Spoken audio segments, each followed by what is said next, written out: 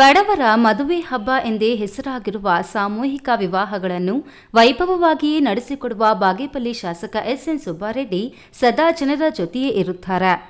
ಪ್ರತಿ ಬುಧವಾರ ಜನ ಸಂಪರ್ಕ ಸಭೆ ನಡೆಸಿ ಸಮಸ್ಯೆಗಳನ್ನು ನಡೆಸುವುದರ ಜೊತೆಗೆ ಸಮಸ್ಯೆಗಳನ್ನು ಆಲಿಸುತ್ತಾರೆ. ಕಾರ್ಯಕರ್ತರಿಗೆ ಮನ್ನಣೆ ನೀಡುವ ಸಲುವಾಗಿಯೇ ಇಂದು ಭರ್ಜರಿ ಭಾನುವಾರದ ಬಾಡೂಟವನ್ನು ಏರ್ಪಡಿಸಿದ್ದರು. ಇತ್ತೀಚೆಗೆ ನಡೆದ ಲೋಕಸಭಾ ಚುನಾವಣೆಯಲ್ಲಿ ಬಾಗೇಪಲ್ಲಿ ವಿಧಾನಸಭಾ ಕ್ಷೇತ್ರದಲ್ಲಿ ಕಾಂಗ್ರೆಸ್ ಅಭ್ಯರ್ಥಿಗೆ 1500ಕ್ಕೂ ಅಧಿಕ ಮತಗಳ ಲೀಡ್ ಕೊಡಿಸಿದ್ದರು. ಚಿಕ್ಕಬಳ್ಳಾಪುರ ಜಿಲ್ಲೆಯಲ್ಲಿ ಬಾಗೇಪಲ್ಲಿಯಿಂದ ಕಾಂಗ್ರೆಸ್ ಪಕ್ಷಕ್ಕೆ ಲೀಡ್ ಬಂದಿತ್ತು.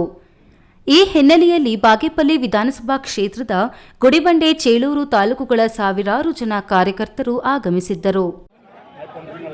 ನಮ್ಮ ಒಂದು ಕಾಂಗ್ರೆಸ್ ಕಾರ್ಯಕರ್ತರಿಗೆ ಒಂದು ಚಿಕ್ಕದಾದ ಅವಸರ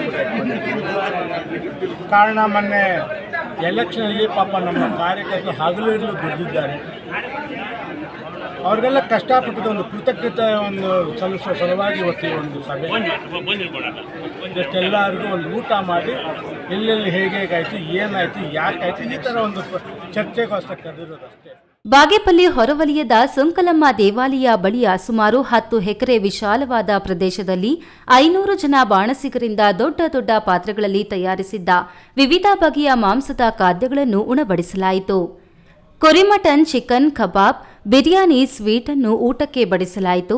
ಸುಮಾರು 12 ಟನ್ ಮಟನ್ ಮತ್ತು ಚಿಕನ್ ಬಳಕೆಯಾಗಿತ್ತು ಎನ್ನಲಾಗಿದೆ.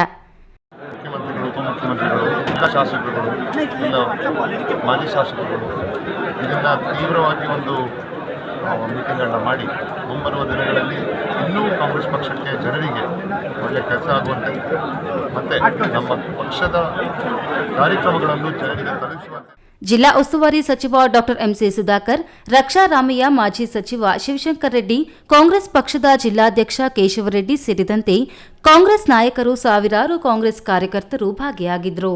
Subbu, A news TV, Bagepalli.